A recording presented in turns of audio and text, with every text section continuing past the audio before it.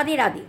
একজন সন্ত ছিল, সেই সবসময় বলতো আমার যে শ্বাসে এটা আমার নয়, আমি এতটাই গরিব, আবার আমি এতটাই বড়লোক যে তিনও লোকের স্বামী সে আমার।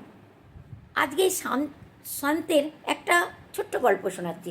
এই ব্রহ্মা মুহূর্তে অর্থাৎ ভোর 4টের সময় উঠে নদীতে চান করা এবং নদীর চারদিকে ঘোরাফেরা করা, তারপরে সে তার নিজের কুটিরে আসতো, বাচ্চাদেরকে পড়াশোনা করাতো, ভগবান সেবা করতো, এই তার দিনচর্যা ছিল।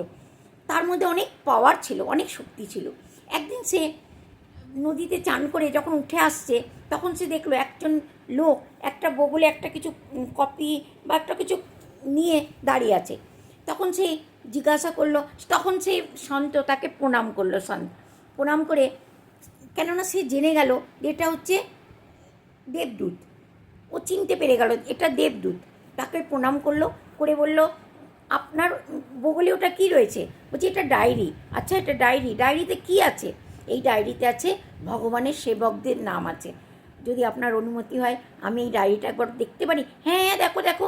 ডায়েরিটা ওকে দিয়ে দেবে। প্রথম পেজ থেকে নিয়ে লাস্ট পেজ পর্যন্ত দেখলো, কোথাও ওই সন্তের নাম ছিল না। সন্ত চুপকে এসে ধীরে সে ডায়েরিটা দিয়ে দিল দেবদূতকে। দিয়ে সে ভজন গাইতে গাইতে ধীরে ধীরে সে তার কুঠিরের দিকে চলে গেল। রোজকার মতন যেমন সেবা করতো ভগবানের, তেমনই সেবা করলো। পরের দিনকে আবার ব্রহ্মা মুহূর্তে সে গেল, নদীতে চান করলো। চান করে সে যখন উঠে আসছে, তখন দেখলো আবার সেই দেবদূত একটা ডায়েরি নিয়ে দাঁড়িয়ে আছে একটা গাছের পাশে। সে তখন দেবদূতকে প্রণাম করলো, মাথা নিচু করে প্রণাম করলো। দেবদূত বলছে, আরে শান্তি, দাঁড়াও, কোথায় যাচ্ছ? আজকে ডায়েরিটা দেখবে না?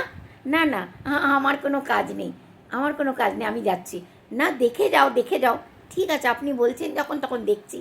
ডায়েরিটা খুলেই প্রথম পেজেই দেখছি ওর নাম লেখা রয়েছে, ওই সন্তের নাম লেখা রয়েছে। তখন ওই সন্ত দেবদূতকে জিজ্ঞাসা করবে, আচ্ছা বলুন তো, ভগবানদের কাছে কি দুটো দুটো করে ডায়েরি আছে? কালকে ডায়েরিতে আমার নাম ছিল না, আজকের ডায়েরিতে আমার নাম আছে। তখন দেবদূত বলবে, কালকের ডায়েরিটা ছিল না, তাতে নাম ছিল যারা ভগবানের সেবা করে তাদের নাম। আজকের ডায়েরিটাতে যাদেরকে ভগবান প্রেম করে তাদের নাম, ভগবান যাদেরকে ভালোবাসে তাদের নাম। শান্ত কেঁদে লুটপুট, প্রচুর কাঁদলো দেবদূতের আগে। দোস্ত, আমাদের সাথেও এরকম হয়। আমরাও না মনে করি ভগবান আমাদের সাথ দিচ্ছে না, আমরা ছেড়ে দিই পুজো পাঠ করা।